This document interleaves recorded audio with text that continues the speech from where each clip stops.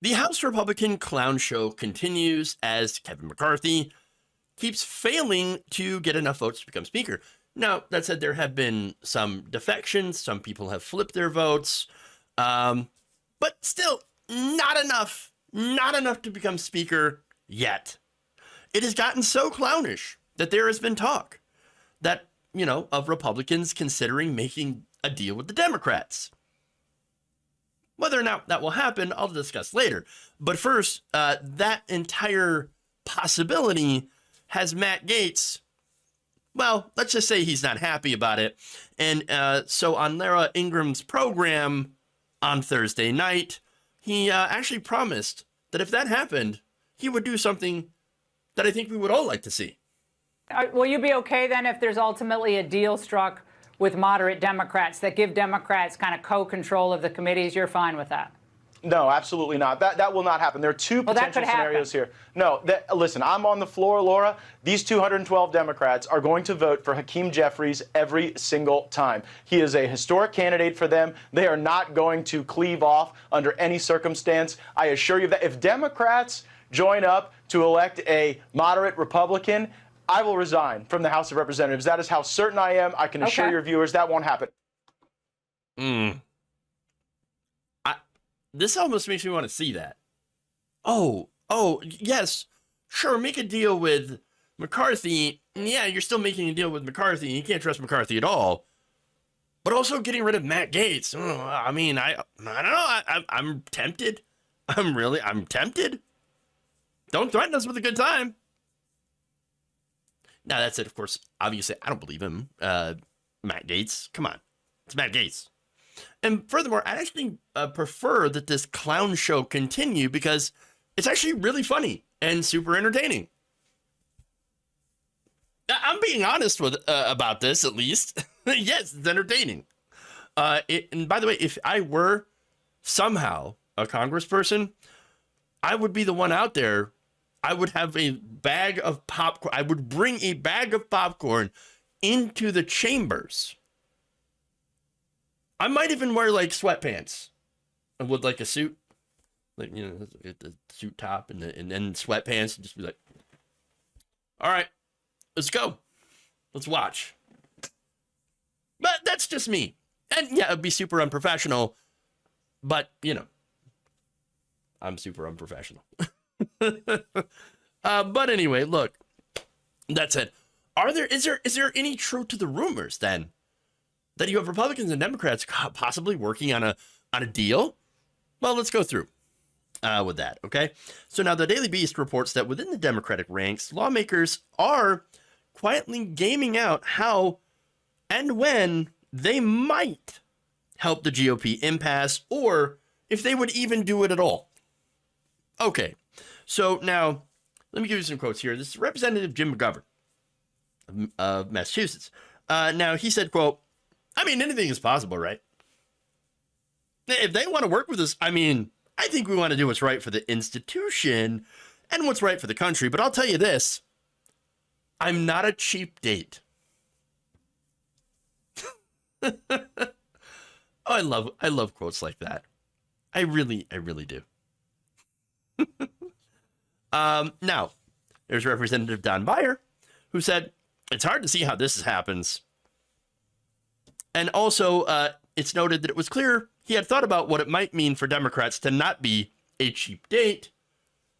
Beyer listed 3 demands he thought Democrats should have for any talks on a compromise with the Republican Party.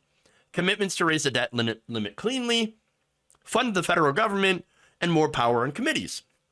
So, look, these are sensible asks. Once again, though, can you actually trust Republicans to do anything about it? Now, Representative Alexandria Ocasio-Cortez added, if there's any potential of any kind of coalition candidate, or, Democrats bailing out Republicans, I think it would have to result in a much deeper and much more profound negotiation of the structure of the House. So, look, that's interesting, because here's AOC saying, look, yeah, if they want to come to us, well, we're obviously going to have leverage. And we're going to make some pretty important, and significant demands. for our help. We're not just going to give it for the sake of having a functional House of Representatives that is going to go on, of course, to try to push Republican priorities. There you go. Now, remember, these are just rumors. Democrats are still happy to, at least as the writing of this article, watch the clown show unfold and not reach out. In fact, here is Representative Elise Slotkin saying, quote, "I don't think that it's our place to come to them. I think when they're frustrated enough, they will come to us." And I've already had some kind of ribbing conversations with them, and we'll be ready to have those conversations when and if they come to us. So I like the perspective, and I hope Democrats stick to this. Please grovel. That's what they're telling Republicans. Do you want our help? Oh, are you having some issues with the insurrection caucus?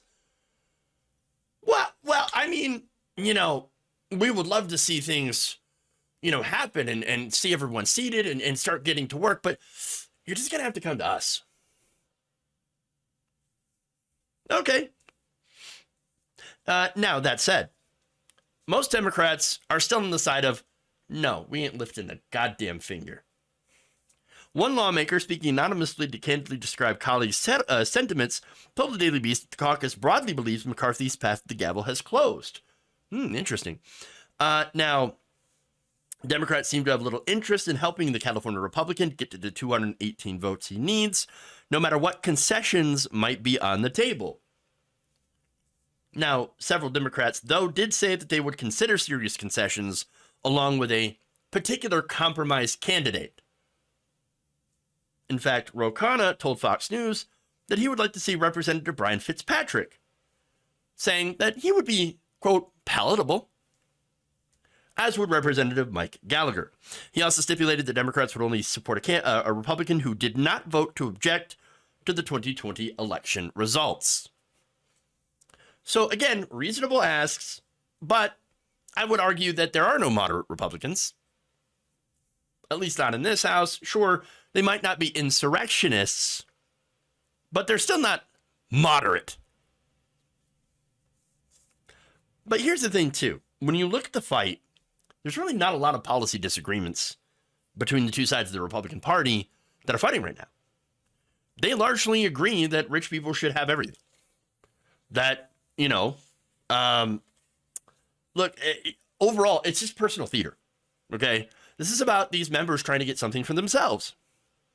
And Marjorie Greene, by the way, the reason that she's on the side of Kevin McCarthy is because she's already getting promised something. She got something from him, whereas Lauren Boebert did not get anything. Lauren Boebert's on the outs. Lauren Boebert and Marjorie Greene agree on just about everything. But here's the difference. Lauren Boebert barely won her reelection. And so she has fallen out of favor with Kevin McCarthy. And so I think that's part of the reality of the split.